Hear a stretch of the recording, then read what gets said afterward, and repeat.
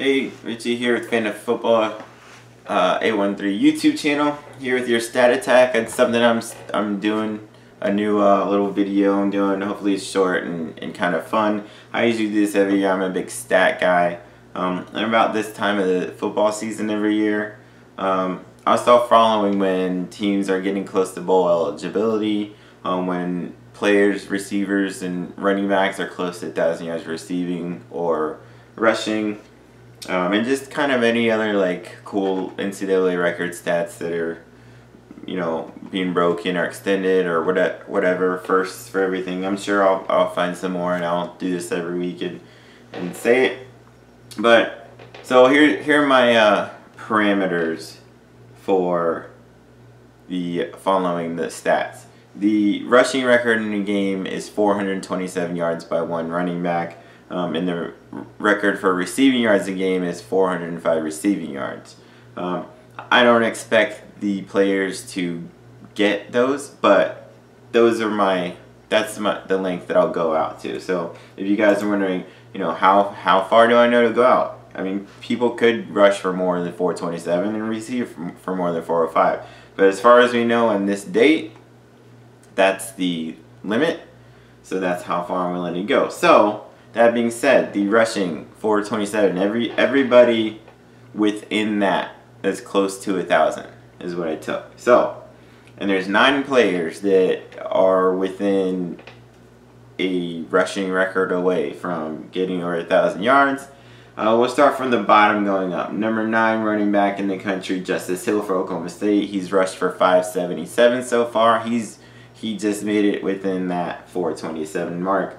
Number 8, Travion Williams at Texas A&M. He's run for 582. Travis Etienne for Clemson. He's run for 594 so far. Benjamin, Arizona State. He's run for 595, and he just ran for 312 last week. So maybe he can get over 1,000. Jonathan Taylor at Wisconsin. He's run for 628 yards so far. A.J. Dillon at Boston College. Run for 652 yards so far. And Benny Snell Jr. at Kentucky, he's run for 664. Jamar Jefferson at Oregon State, he's a true freshman and ran for 254 the other day. He's run for 727 yards. And the nation's leading rusher right now is Darrell Henderson for Memphis, and he's run for 760. So, I don't know, maybe next week one of them pops off and gets over 1,000 yards already in this season. Now we'll go to the wide receivers. Like the receiving record is 405 in the game, so I'm going with anybody within 405 yards of 1,000 receiving yards, and so far that's only 3 guys going. It's 4 guys. I can't count. Starting from the bottom, Jonathan Duhart from Old Dominion. He's got 606 yards so far. Antoine Wesley at Texas Tech. He's got 621 yards, and with as much as they pass it, who the hell knows? Maybe he can get it. Andy Isabella at UMass.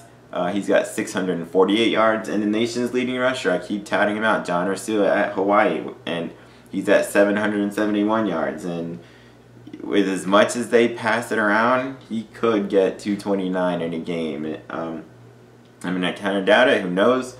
But those are. I like watching this stuff. I like following it, so I'm going to be following it, and I can share that with you. So then there's the other thing where about this time it's about to be week 6.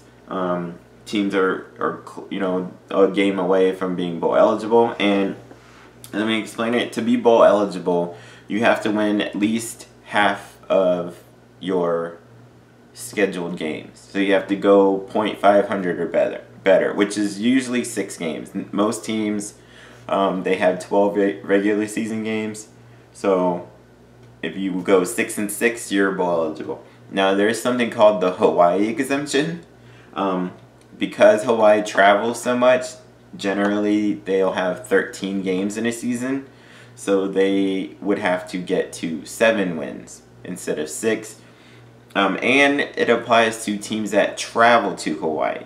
So there's this quirky rule that if you're a team that travels to Hawaii, you have the option of either having an extra bye week or scheduling a 13th game yourself to offset the the cost, because they figure the revenue that you'll get in from that extra game will help offset the traveling costs. And Hawaii, the same thing, their extra game helps offset their traveling costs. Oddly enough, Hawaii doesn't have a 13th game this year, but there are 2 teams that do, and that's Navy and Rice. And neither one of those teams are close to being bowl eligible yet, but when it gets closer towards the end of the season, that's something that they'll have to consider if they want.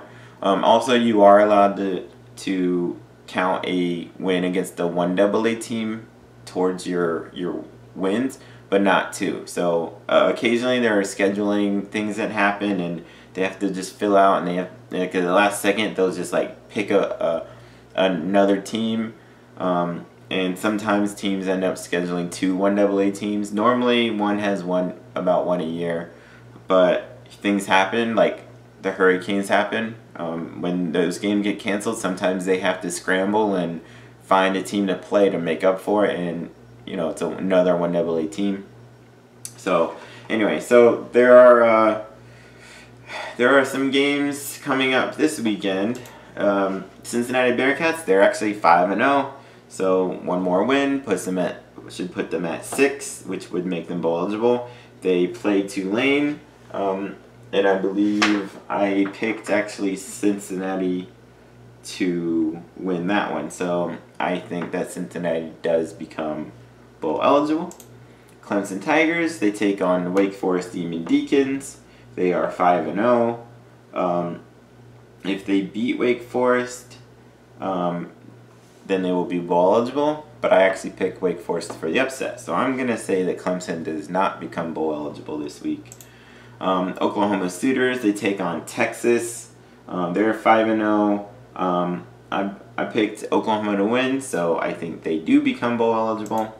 So Ohio State, they're 5-0. They take on Indiana. I think they win. I think they do become bowl eligible. Notre Dame takes on Virginia Tech. It'll be tough, but I think Notre Dame will end up winning, so I think Notre Dame becomes bowl eligible. The Hawaii Rainbow Warriors, they are actually 5-1. Hold on, let me 6, 7, 8. Oh, so I got that wrong. They do have 13 games this year. So they have to win 2 more games. So, I mean, I think they will become bowl eligible eventually, but not this week. Then the Georgia Bulldogs, they're 5-0. They take on Vanderbilt. I think they do become bowl eligible. The Kentucky Wildcats, they are 5-0, surprisingly. They take on Texas A&M, but I think Texas A&M wins, so I think Kentucky will not be bowl eligible. Alabama Crimson Tide, 5-0. They play Arkansas. They become bowl eligible. And the LSU Tigers, they're 5-0, and they take on my Gators. Unfortunately, I think they do become bowl eligible this year. So, I think Cincinnati gets it. Oklahoma gets it. Ohio State gets it. Notre Dame gets it. Alabama and LSU. I think Kentucky and Clemson will lose, and they will not become bowl eligible. And Hawaii, I fucked that one up. They're not going to be eligible yet. So just a few little things, and most of these have to do with the Florida teams. They have these weird streaks. USF, they've scored 20 or more points in 34 consecutive games, the longest active streak in the country. The record is 63 games in a row. USC did that in the mid-2000s from 02 to 06. Let's see, USF has UMass next. They probably should be able to keep it going. UCF has scored 30 or more points in 17 straight games, and the record actually is USF. USF set it last season, and the record is 24 straight. UCF's done it 17, and I think they should be able to at least keep it going to 18 next weekend. Florida Gators, they've had a score in 377 consecutive games, which is the all-time NCAA record, and it's still active, which means it's continuing to this day. So every time they score, if they score even 3 points or 2 points against LSU, that means they extended the record, keeps going. Another one, I'm going to throw Temple in. This is kind of a cool little thing. In all 5 games this year, they've had one non-offensive touchdown in each game, which means they scored with defense or special teams in all 5 games. So they've done that 5 games in a row. Maybe they make it 6. We'll see. And the last one, Devin Singletary, the running back for Florida Atlantic. He scored a touchdown in 18 consecutive games. It's a CUSA record, and the NCAA record was set in 2002 by running back Lee Suggs for Virginia Tech, and he's done it in 27 games. So maybe Devin Singletary will keep that going. I'll try to look up more stats for next week. If you like it, let me know. If you don't, let me know. Whatever, I'm probably still gonna do it anyways. I love all this stuff. Every time I read recaps, there's like some other record being set or whatever. So that's my stat attack for the week. Peace.